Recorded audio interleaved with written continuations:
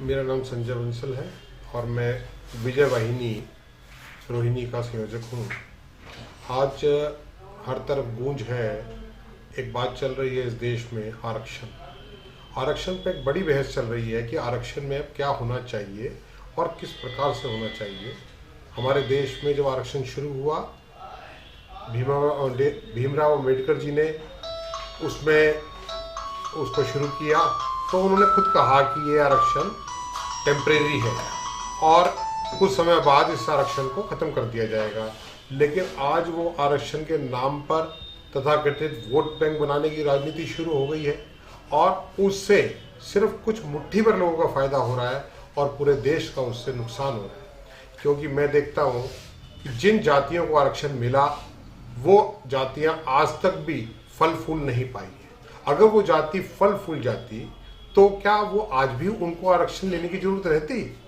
वो आरक्षण तो उनको, वो जातियां नहीं फूल पाई, बल्कि कुछ लोग उन जातियों के नाम पर जरूर फल फूल गए, वो बहुत आगे पहुंच गए।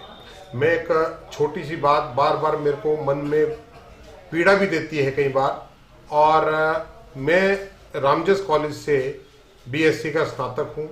मेरे कॉलेज में मेरे एक सहयोगी थे, सहपाठी थे, वो मेरे साथ पढ़ते थे और कॉलेज में येन केन प्राकरेन कभी कभार 1 महीने में 2 महीने में वो आया करते थे। लेकिन आने के बावजूद मेरे को उन्होंने बताया कि उनके फादर वो एक अनुसूचित जाति से संबंध रखते थे, वो गजेटेड ऑफिसर थे, उनकी बहन डॉक्टरी कर रही थी, उनका भाई इंजीनियरिंग कर रहा था और वो खुद बीएससी में एडमिशन ले चुके थे, जबकि उनके पास केवल 33% नंबर थे। तो मुझे लगा कि उनके पिताजी गजेटेड ऑफिसर हैं तो उनको भी समान रूप से सभी के साथ उनको भी उतना ही अवसर मिला पढ़ाई का, लिखाई का, लेकिन वो पढ़े लिखे नहीं और उसके बाद एक काबिल व्यक्ति का उन्होंने हिस्सा हड़प लिया। तो मेरी राय में आरक्षण होना चाहिए, लेकिन केवल उस व्यक्ति के लिए जिस व्यक्ति को सभी सुविधाएं ना मिली हो, सुविधाओं से वंचित रहा हो, जो जाति हो या बिना जाति हो, तो केवल और केवल उसी व्यक्ति को आरक्षण मिलना चाहिए जिसको इसकी आवश्यकता है।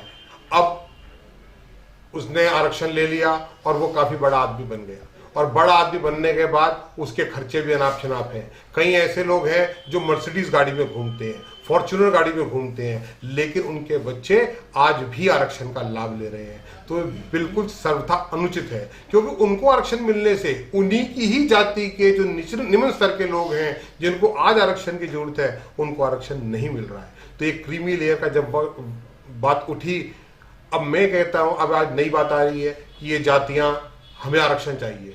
अभी पीछे एक व्हाट्सएप चल रहा था कि जो जाति आरक्षण मांग रही है उस जाति ने अपनी लड़की की शादी में 2.5 करोड़ दिए, दूसरी जाति वाले ने हेलीकॉप्टर उसे गिफ्ट में दिया। तो ऐसे व्यक्ति को आरक्षण की आवश्यकता है? तो अगर ये आरक्षण मांगते ही और इनको देना सरकारों की मजबूरी है, वो भी वोटों की खातिर, तो सरकार को एक नियम पास करना चाहिए कि जो आदमी आरक्षण लेता है वो अपने यहाँ शादी करेगा, लेकिन 50 से ज्यादा लोगों नहीं बुला सकता।